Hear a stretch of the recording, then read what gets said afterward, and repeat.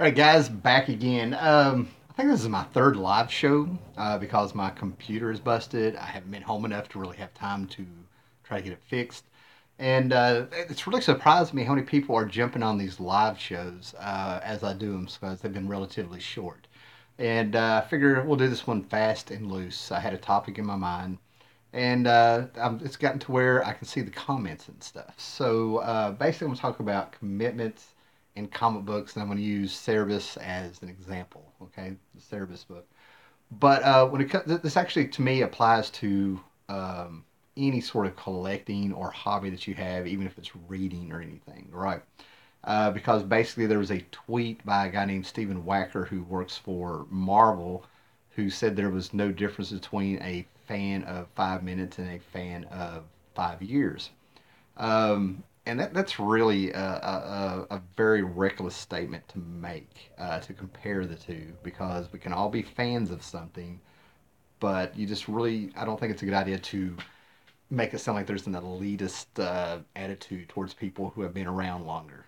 Some of us have just put in the time, and we weren't really out to. At least for me, it was just liking the hobby. I read a comic, I wanted more comics. I read a story, I wanted more story. This author puts out good stuff. This stuff led me to movies, or it led me to a novel, or I found out like this adaptation of a book made me want to read it. Thank you, Roy Thomas. Like Conan. Conan has really been everywhere in every media. It was in the pulps in the late 20s and early 30s. Comic books. I think there was like a Mexican comic book and stuff on it in the 50s or 60s. I don't know. I've never really had that confirmed. And Roy Thomas brought it in. Um, some people actually argue that could have been the start of the real Bronze Age with the Conan #1. All right, here we go. Tom Hool. Hey, Howler Mouse, you want to be continuing your planetary series? Love that. If enough people want me to do that, I will do that. I actually just had this talk with a few of my friends who have. I have two sets of friends who finally have completed their planetary run. So yeah, I think I'll do it. I think I might do it. It may be when I get my computer done though. There's a lot of effort. Those are actually very draining to do because I do a lot of this stuff by memory. I'll read the book, take a little bit of time, and when I started out those planetary series books, the first you can tell by the shirt I'm wearing, but I think I did like six in one afternoon with the idea of just having a little back lot to load up to the video channel and stuff. And that was a mistake because by the time I got to like the last two or something like that, I was spent. So yeah, I'll finish those up. I will finish those up. I think I'm up to number 15. You gave me the impetus to buy the omnibus, so cheers, dude. Hey, awesome, man. I really hope you like it. Some things I recommend or brag about or something, I really try not to hype them up because after all, it's a matter of taste. But you know, the way Warren Ellis wrote Planetary, it's really there's at least one story you'll like in it, if not more. The way he writes it, as exploring. Yeah, I like how they're archaeologists of the fantastic, and it's also the archaeology of comic books and comic book history. So it's awesome. But with going back to like Conan, what I was talking about, Conan has been in movies that launched Arnold Schwarzenegger's career, and it had fans in the pulps, fans of the Savage Sword of Conan. It influenced Cerebus. The fantasy genre sort of like really started coming in there during the 70s. It had it had Claw the Unconquered, which was kind of started out as a Conan clone. People knew that stuff. Just really good stuff. It makes people go out there. But there's a commitment with this stuff, right? Just like the Conan books, those pulp novels would come out, and as long as people had a commitment to buy them, you, they would keep getting published. Same thing with a comic book. But there's also a commitment by fans who stick around to do this stuff um, for a much longer time than a lot of other genres and stuff. I've actually run across fans of comic books. There's a guy named Kev on a message board, and he lives up in Canada. And I think I started talking to him in 2002. I haven't talked to him in years. But in 2002, and it turns out when he was a kid, he got the Fantastic Four annual #3. I think he said it was like in 1963 or something like that. And he had bought off the racks every month. Didn't get a subscription. I don't know if he had a pull at the comic book shops when he found him stuff, but he stuck with Fantastic Four probably all the way up to about 2007. Okay, you can do the math, 63 to 2007. So that's the commitment. We end up doing this hobby to the point where it's like a little bit of an addiction. You feel like you need to go get a comic, or you'll hang in there with a book that's gone down in quality and stuff. But you're like, oh, it'll get better. But then you also love the characters. Okay, then there's a commitment to being a fan of an artist or a writer. The first thing that pops in my head is the burn victims. At least in the 80s, I would hear the term burn victim, and it's because wherever John Byrne went on a book, be it a fill in issue, I even heard even if he did a cover or something like that, sales would increase. And I want to be conservative here, conservative. Don't quote me on this number. We're talking 25,000. So wherever he would go, you would have 25,000 fans going to that book, and the sales would go up. Okay. But the commitment to a lot of artists, Byrne recycled a lot of his work. Okay, but he put out material. You know, he became a superstar. You know, whatever he was doing, he worked. He figured out shortcuts. He figured out how to get paid as a penciler and an inker by just going straight to inks and drawing that way. You know, he had the talent and stuff. But then you have Dave Sim, Conan, commitment by fans and things like that. Then you had Dave Sim come out with this. Now, to me, this you really had to be a fan of Cerebus to stick through it because he gave you the plan. I think he'd worked at Charlton a little bit, maybe through some stuff at Marvel, trying to do it, and then all of a sudden he decided he was going to go indie. This is like in 1977. And there were like underground books, and I'm sure there was indie books. Oh, we got questions. Inca sounds awesome. Thank you. You're very forgiving, man. I'm live, you know. But he comes out, and you know, he pretty much just started out as a Conan parody and highly influenced by Barry Windsor Smith.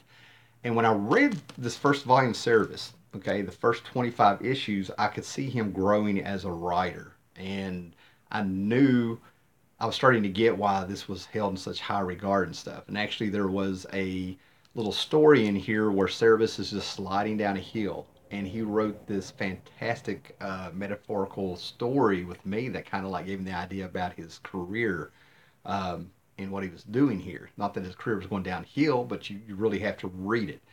So by freeing himself and starting to become more honest in his work, you know, you get a commitment by an artist of how much work he's putting into it, how much thought he's putting into it. And then it happened around issue, was it 26? He started High Society. And that's when it was announced that he was going to do 300 issues. And this was going to be the life story of one character that was going to end in his death. And it was going to end like in 2004, I think, right? That's a commitment. This man had decided that he was going to spend, you know, he'd already, you know, started in 1977, but, you know, was that 27 years? He was going to spend that much time of his life putting out this book dedicated to service, and everybody hopped on. And there were people that did manage to go all the way through it. People would fall off. He would show the printing, how much how many per issues were published, and inside of it eventually fell off. And you got the life story of one character. He stuck to it. He paid off. He would get behind. He would have the commitment to get it caught back up. He even merged two issues into one issue. You know, when you bought issue 112 and 113, it has a slash in it, and it was oversized and stuff. And he brought in work and stuff. So that's what I'm talking about, commitment. There's a little bit of trust in it, and then we get to the point we don't even think about it. We don't even think about the commitment that goes with collecting until you start seeing series and, I hate to say it, you know, comic book fans come in that might kind of like, you feel like there's something off. Somebody mentioned Planetary. Tom, I think his name, mentioned Planetary. I got into Godland last night, rebagging some of them. Two series. One had 27 issues. One had, I think, 38 issues. Godland, it took them 8 years to get 37 issues out. I don't know how long it took to get Planetary to come out, but it was a long damn time. And then you had Image coming out with books that were late. You go back to the 80s, the last issue of Dark Knight Returns was late. I think the last issue of Watchmen was really late. And that's why we get this rage sometimes as collectors and stuff, is like, hey, I've done my part. I'm supporting the book. I'm enjoying it. But, you know, it's really more selfish. You want to see the end of the book. You've stuck with it while you're making us wait, and that's why you get that rage. You feel like you've done your part, even though you're not thinking that way. But hey, once you do your part, we're used to these things. We're used to these artists and comic book companies getting these things out as close to on time as they can. It's the beauty of the medium. Absolutely, absolutely. I'm glad somebody's enjoying the stream, man. I'm shooting from the hip here. Um, And that's part of the thing why I found that really insulting to say that a 5 minute fan is the same as a fan of 5 decades and stuff, right? You haven't put in the commitment. And who was it? Somebody commented on my video last week when I mentioned that comment, and they compared it to marriage, which was exactly you stuck through the good, the bad, and the ugly. Actually, I wished I'd thought of that myself. So kudos. Go look in the comment section. I can't remember right now who said it. But that's what I'm trying to get at here. It's like you put in the time, obviously you put in the money. I've come up with my commitment made me kind of wake up to the fact of like, financially, there's a better way to do this. I'm really into the hobby. Yes, you need to buy new books and trades and stuff to support the companies to keep the stuff going. But the reality is that if you stick through it through so many years, and you talk about comics, word of mouth, you're giving them free advertising. Now that we have YouTube here, and been making these videos for 7 years, and there was a community here before me, I think the person who said that about comic fandom is someone who didn't read comics as a kid. Don't know enough about Stephen Wacker to say anything, but he is in the business, and I have whole theories on some of the things Marvel is doing, and I'm trying to kind of like step away from that and not have it in every video. I'm sure I'll have some more things to say about Marvel stuff, but I'm not promoting their books now. I'm not reviewing their books. And you could be right. Maybe he didn't read comics as a kid. But comic books. Try to stay on track here a little bit. I love the comments, guys. Keep commenting, man. Um, but what was I saying? But it's like you stuck through the good, the bad, and the ugly. Financially, you've held them that. Comic book prices have gone up. When I started out buying my own comic book, I think they were 35 cents. They went up to 60, 40 cents, 60 cents. And when they started getting up to like $1.25, I kind of looked sideways. No biggie yet. $1.75, and I think they went up to $1.95, and that's like 90, 91, and that was it. And that's why I started doing the hustles. That's when I started getting out there. I was a senior in high school, so a junior, senior in high school, and I was able to like get around with my friends and stuff like that. And that's when I started learning my little craft of getting these things on the cheap. A majority now of my collection are secondhand things, and that's another commitment. The joy of going out and getting in the hunt is its own reward, but you're still committing to the hobby and things. A 5 minute fan has the chance of getting in there, hopefully finding something that hooks them, or maybe they just like one book. I know a lot of people in the 90s that were into Sandman. Sandman is the one that kind of people put up saying it's the one that brought females into the shops and everything like that, which is true, but they just like Neil Gaiman stuff. Then there were people who apparently knew who Neil Gaiman was with a book or a novel, and they would back up and get it. Doesn't matter how they got there. That's cool. It doesn't matter that they just like Sandman or just Neil Gaiman stuff, or perhaps an artist and stuff. Not a big deal, but they have a commitment to get that person's work. So this whole 5 minute to 5 decades thing, I think common sense just tells you why that's ridiculous. It's not putting down anyone who are just kind of getting in there to see if they like it. There's been tons of stuff I've quit that I tried to get into. I did models for a while, but I just reached the point where it was kind of tedious. I'd enjoy doing art more than buying these models and cutting them up and getting glue everywhere. Um, and then I've turned around and I've actually seen the people who actually they don't cheat. They don't have the little bottles with the end that comes off. But I've actually seen one person spend something like 7 months building a ship inside of a bottle. So yeah, that's what I'm trying to say. There's all kinds of hobbies, all kinds of commitment, what work you want to put into it. So then there's the commitment of the story that you get into that can be rewarding, okay, in different ways. Yes, we have books that like have subplots. We'll say X-Men of the 80s and stuff. You have the subplots with all the characters and stuff going forward. Man, I wish I had a better connection at work. Guess I got to watch it later. Oh man, I hate that, Huey. Hopefully it is the connection and not my connection here. So yeah, this will be up here, man. Like I said, keep. This is just impromptu. This is off the hip. go ahead and keep asking questions if you have them and stuff.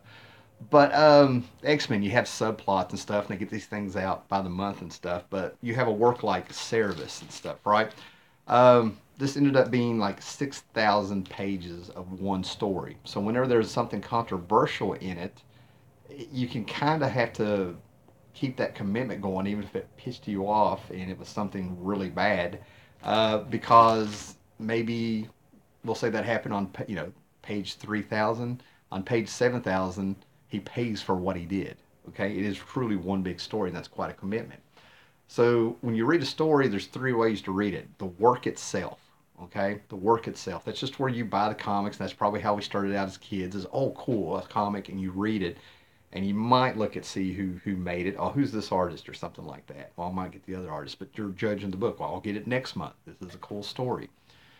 Then the another way to read it is by ended up knowing the author. Okay, Cerebus fits all of these things I'm talking about. You can read it just as Cerebus the work, but then you get into the author, and you start finding out that he was going through a divorce through this, and still had to work with his wife. Then you started finding out that he was sort of starting to get famous, and he was traveling around. And then you find out that he was. It's Dave Sim has quite a life, man. You find out he was dating this one girl, and you find out that's this happened to him. Then there's some talk about a mental illness or something. I don't know, but when you start realizing and hearing these things about the author, this works with novels too. When you start realizing that there's things going on in the author's life that it ends up affecting the work, and you're like, oh, I bet that's had something to do with this. It enriches the book. The biggest one I can think of is Peter David. I think it was in the 90s. Peter David was going through a divorce, and he was writing the Hulk. And they said that apparently his editors or his friends or somebody said some of that darkness from that divorce was leaking into his books. And they seriously looked at him and said, "Hey man, how'd you like to kill Betty off?" And that's how Betty ended up dying in the comics, because Peter David's going through a divorce, and they felt like he was the man to do it. You get these cool little stories. I've watched your videos for years. Just want to say thanks for all the great content. First time I ever decided to comment on YouTube. Keep up the great vids. Thank you very much. I could not see your name. It faded away before I got to it. But thank you very much, man.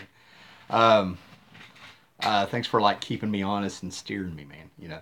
Um, so the other way to read the books is like historically what's going on in the world when we're going on here. Why that's when you can like read the Wizard of Oz and you start finding out all the political stuff that um, Baum was his name Baum that was writing the Wizard of Oz books. You end up finding the differences from the movie.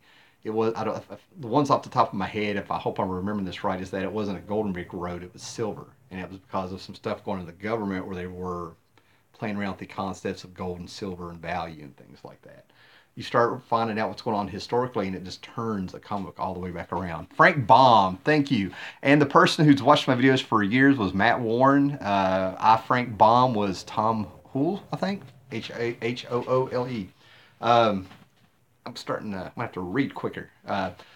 So yeah, you get in there and you start realizing that this story is metaphorical, what's going on, or it's like great sci-fi where they set the setting up in the future or on an alien planet, and they get by with telling their story about what's going on in the government issues or socially or politically or anything like that because it's set in the future, but we're talking about what's going on now. Invasion of the Body Snatchers. You might want to look up that one and see what was going on historically when it came out in the 50s. Uh, Things like that. So you end up finding out things like that. If you go back and you read Watchmen, that was one of the main amazing things about Watchmen by Alan Moore. If you go back and you read the excerpts in the back of the first 2-3 issues where we're getting pages from under the hood, even though you have Night Owl telling his life story, his biography, when he gets to the Minutemen, the story of the Minutemen, the group of the 40s, their JSA, if you will. The whole story about them is actually the history of comic books. He takes the history of comic books and he's kind of weaved it in there. So the more you know about history and the more you know about, even comic book history and things, the more you can enjoy certain works if the writer gave that commitment to do the research or he had a passion for it and it pays off. Um, so yeah, that comes down to it. So there is a commitment of I don't know.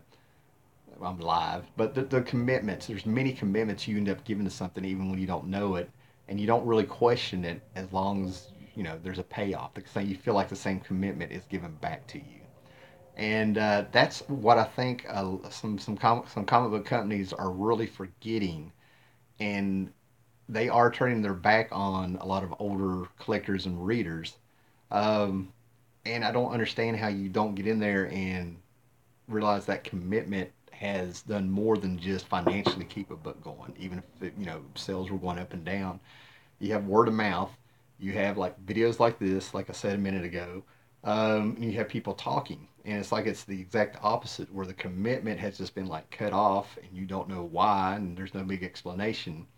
Um, People start talking bad about your company and about your books. So a commitment is something that should be respected. And I can remember comic books actually respecting them. It was either a DC or a Marvel comic. I'm gonna go with DC. I was going through some of my old back issues that might have been my stepdad's, and I saw a whole article about this big on an own little page. It was an editorial, and they were actually explaining why comic books were having to charge you from 15 cents to 20 cents. And they told you everything that was going on financially, paper costs, rising costs, shipping costs, all this stuff. They flat out told you, and they apologized. Now that was a different time back then, and it was very professional, and it was a little bit to me it was a little bit too much with them apologizing and stuff. And I don't think people really want their butt kissed. I think they just want an answer. If you're putting in all this money, and I think that's why comic books can be a little bit different. I mean, people stuck with the Harry Potter novels. I'm a Philip Jose Farmer fan, and I stuck with the series with him. You have novels that come out every so often, and end up being a series of books, and you give that commitment.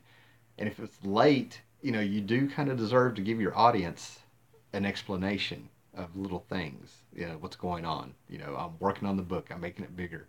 Look at Game of Thrones. Okay, the Game of Thrones books, I never heard of them till the HBO series came out. And first thing I started hearing is how Martin will take years to write those books, but people are sticking in there and they're dying for that last one. I think every now and then he'll come out and he'll say, "I'm working on it. I'm old. I'm things like that." He'll address it. Sometimes addressing it's just all there is to it. Okay, guys, I'm gonna get a glass of. I'm gonna drink my little water here. So if you have any questions, let me know. If not, I might wrap this up. We've been talking for coming right up at 23 minutes off of a topic that I just thought of like 3 minutes before I came on here. Other than that, I appreciate everybody hopping in there. I started doing live shows, like I said, because my computer's down, and I actually kind of enjoy this interaction. So that'd be kind of cool. I might have to do this every now and then. I hate doing it on my phone, but that's kind of cool, man. So, all right, guys, we were losing viewers. Everybody's done, so I will catch you guys later. Thanks for sticking in there. And if I come up with another topic, I might do another one tonight. Later, guys.